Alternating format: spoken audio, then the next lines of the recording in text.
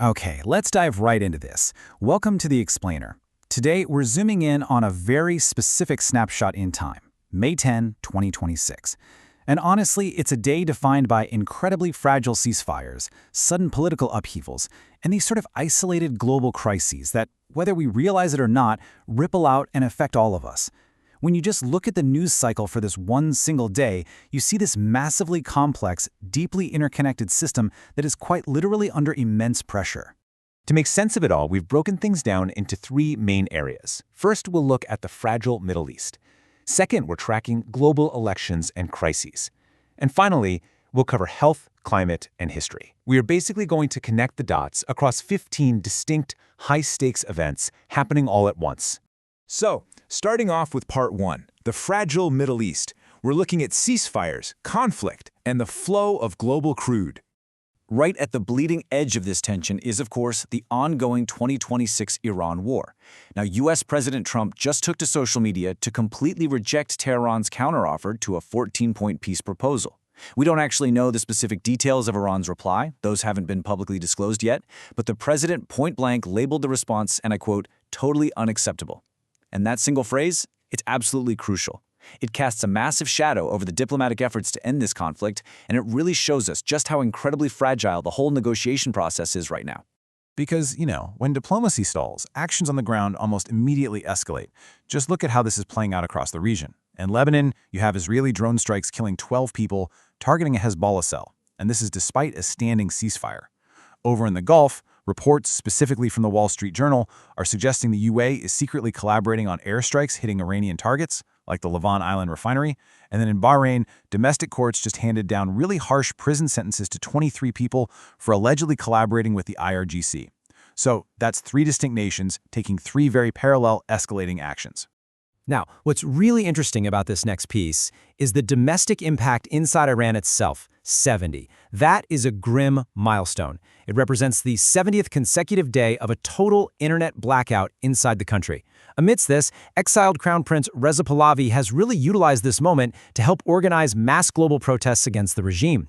These demonstrations are spotlighting not just that blackout, but also a massive wave of arrests happening during all this domestic unrest. It really is a stark reminder of the human toll happening right alongside the international conflict.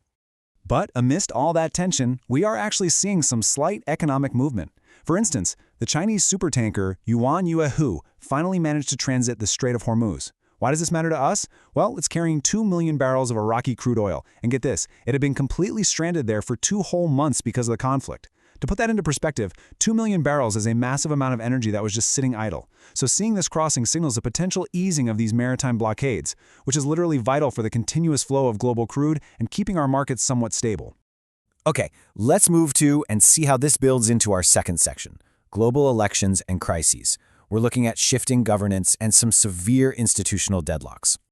It's fascinating to contrast the political health of the world today. On one hand, you have India and the UK experiencing smooth political continuity. In India, Himanta Biswa Sarma was just elected NDA leader in Assam, gearing up for the chief minister role, while down south, actor-turned-politician Joseph Vijay was officially sworn in as Tamil Nadu's chief minister.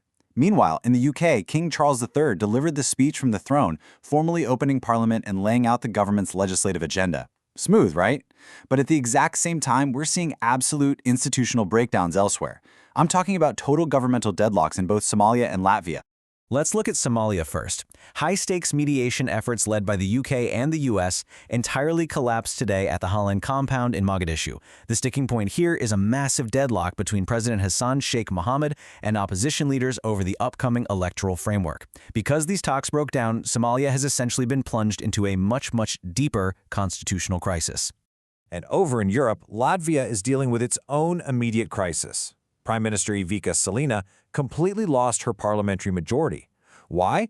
Because the Progressives Party officially pulled out of the governing coalition.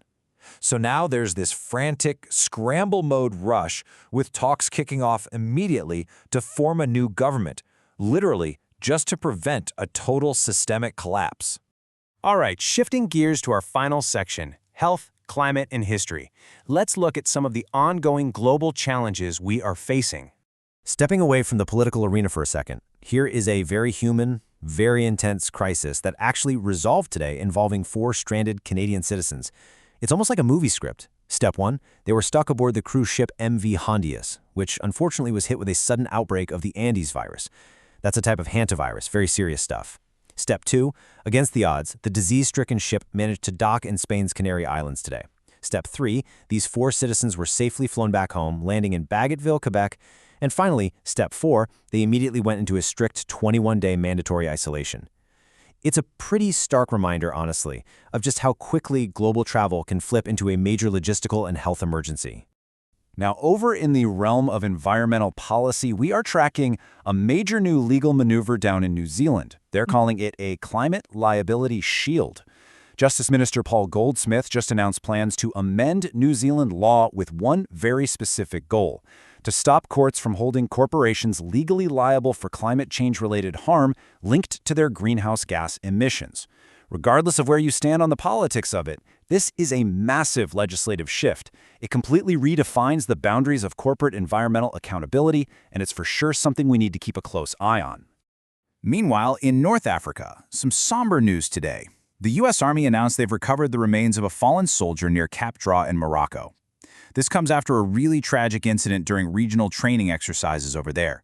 And as of right now, the military is continuing an active, very focused search for a second missing service member in the area. And finally, our snapshot of the globe today wouldn't really be complete without taking a moment to look back. Today is the 81st anniversary of the liberation of the Mauthausen concentration camp in Austria. U.S. Army soldiers and diplomats gathered there for a very solemn ceremony. And what really stood out is that the core focus of this gathering was explicitly about defending the truth of history against modern revisionism. It's a powerful reminder to all of us that collective memory isn't just something you have, it is something that requires active defense. So, as we wrap up this look at just one single day in May 2026, here is the big question I want to leave you with. As peace plans stall out and climate laws fundamentally shift, how resilient are the interconnected global systems that you and I rely on every single day? From a stranded supertanker finally moving crude oil, to parliaments on the brink of collapse, to viral outbreaks on cruise ships, it is all deeply, deeply linked. I hope this explainer helped you map out these complex dynamics and gave you a clear picture of where the world stands today. Thank you so much for joining us, and keep asking questions.